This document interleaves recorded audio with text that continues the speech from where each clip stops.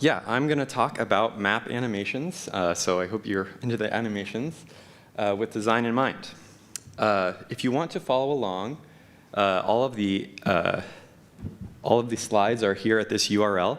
And for some of you who've been around NACIS for a long time, I've done 2 talks in the past about Illustrator keyboard shortcuts for productivity, sort of my greatest hits.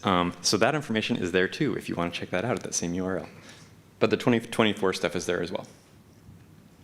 I work for an organization called Panthera, and we work around the world to conserve cats, wild cat populations. And my job focuses on assisting our spatial ecologists with the camera trapping data that we have and the collar data that we have, combined with all the available Earth observation data to build models for occurrence and connectivity across all of these landscapes. So here's just an example of a map that we've done to show occurrence for mountain lions, cougars across Mexico and South America.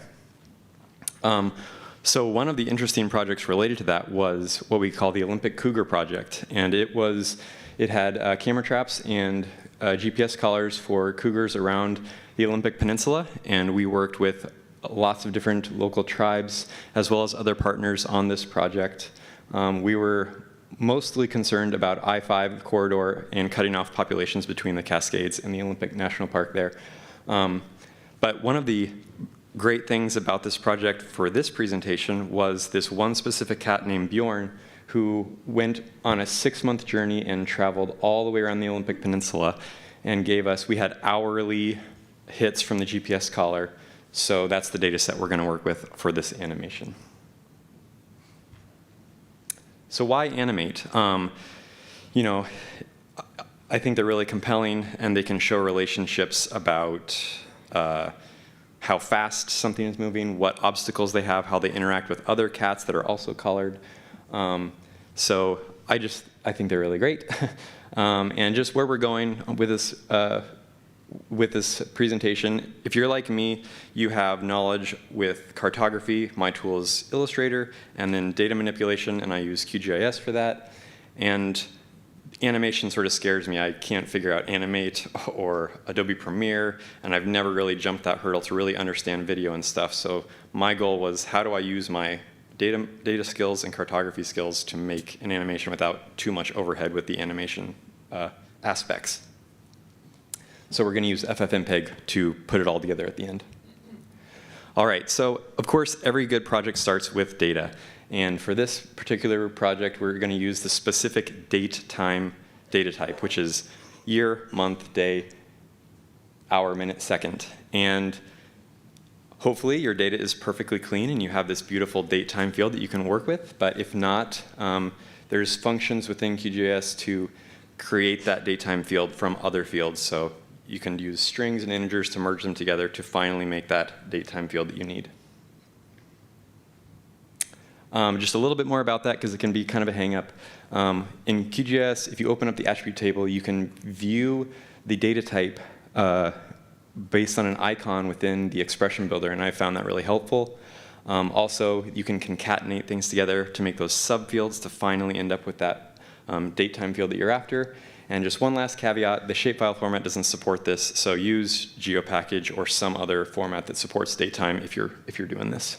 Because otherwise it just puts out an empty field in a shapefile and you don't know what's going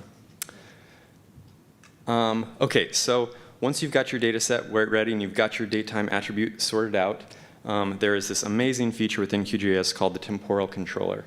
And there's a developer for QGIS named Niall Dawson who developed a huge part of the QGIS code base, but also put together an amazing tutorial that really dives into the Temporal Controller and how to use your data and manipulate your data, both symbology and otherwise, with the Temporal Controller. So I'm going to touch on it, but there's a ton of detail at that URL there about how to really fine-tune it. So with the Temporal Controller, once you got your data set up, you can enable the Temporal Controller, and you'll get the little clock icon in your QGIS layer list, and then the Temporal Controller panel will show up, and that's how you can manipulate the range, the rate, whether it loops or not, how many steps it takes, and the awesome thing is that it is live. So as you update the temporal controller parameters, your map canvas will update with that as it loops. So it's really interactive, and it can show you really quickly how your data is looking and what's changing as you manipulate things. So what I wanted to do, I had all this data for this cat traveling around, and what I wanted to do was show where the cat was and then a trail of where it had been and how fast it was moving. So I used the temporal controller to manipulate the size of the dot as well as the duration of the dot as it disappeared, which we'll get into in a second, with the symbology controller here, using that datetime field. So again, there's more in that presentation about that, but that's what I was going for.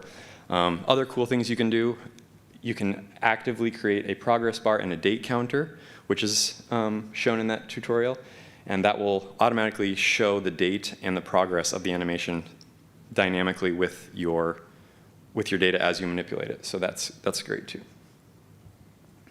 Okay, a little bit of nitty-gritty here. Many people know this, but bounding boxes for your map can be really important, and what we need to do is we need to create a bounding box in QGIS that we can reference and also use that in our Illustrator map so that we can merge them together and they're perfectly aligned. The best way I've found to do this is to use the map panels in QGIS themselves to manipulate the actual layer panel area to the size you want and the extent you want with the projection that you want. So once you get that all set up, you can click on the Save icon on the temporal controller to make sure that your width and height are divisible by 2. It's a FFmpeg requirement.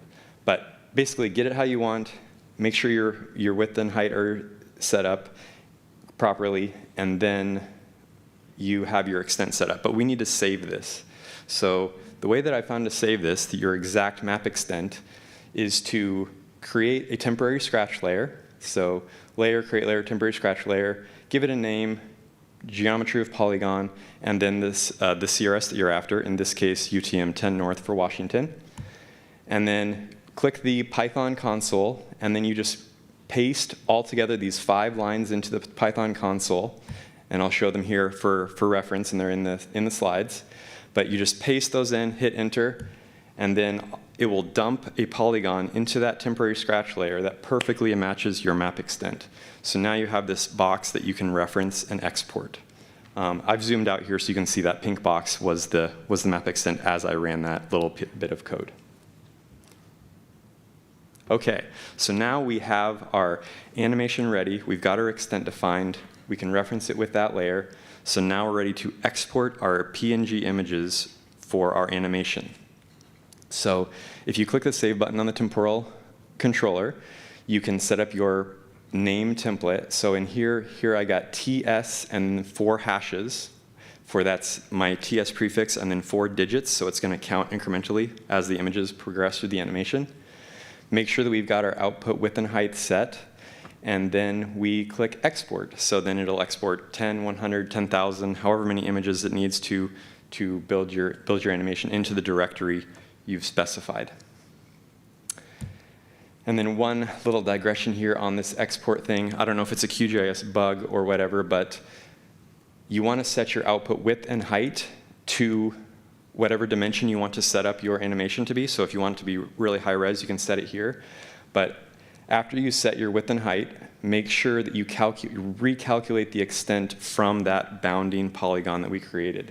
And what that does is it will keep the width and height that you set, but then reset the extent so that it's exactly the area that you want to export. So just remember that little bit. Okay, so now we have our animation PNGs exported, and we have our data clip, and we need to now make our map. So we can make our map exactly how we want in Illustrator. And we've created that bounding box, so we can then export that as a shapefile.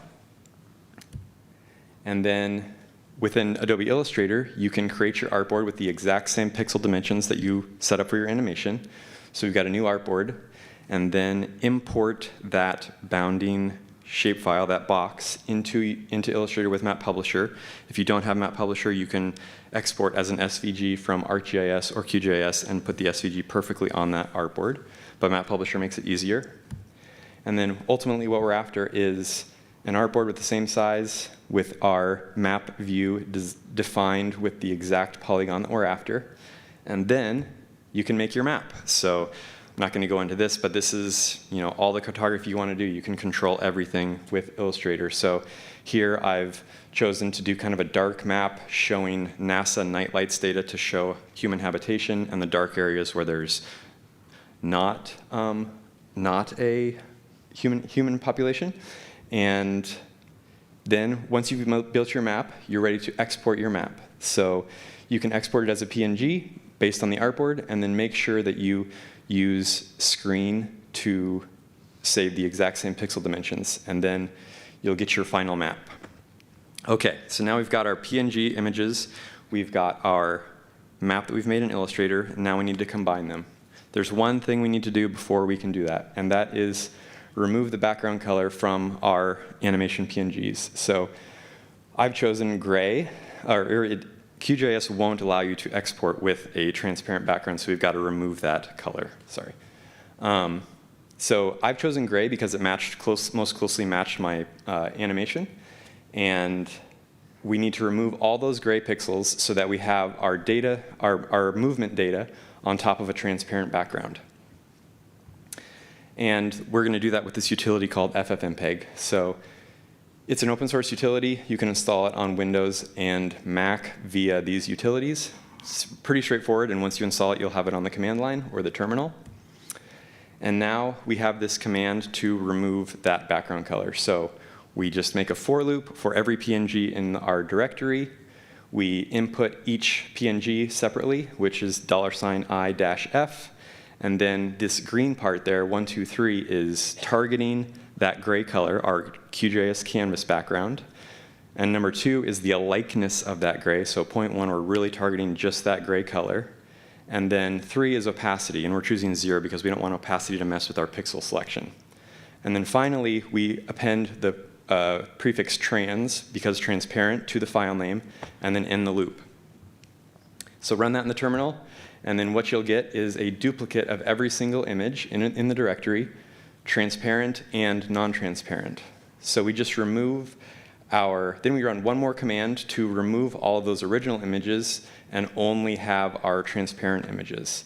So rm, ts, that prefix that we have, asterisk png, and what we end up with is a directory with just our transparent animation images.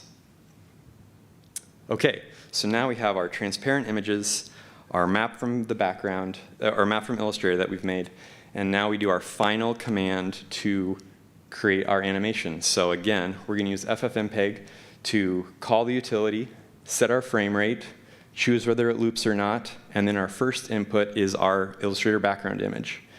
Our second input is all of the directory images for our animation. So trans, ts, %04d is the 4 digits. And then what it will do is overlay those one by one sequentially on top of our background, and then output it as an MP4 video. So we run that, it crunches away for a while, and then we get our final animation. So here is Bjorn traveling around for 6 months in 2022 around the Olympic Peninsula. So he is trying to disperse, trying to find a new home, and he ends up running through lots of human habitation, tries to get all the way around the coast, ends up in Port Townsend running through the street. We have pictures of him running through the street. And he enjoyed the coast for a while. And you'll see where the dots trail off as he's going. It shows about 2 weeks, roughly, as the dots go.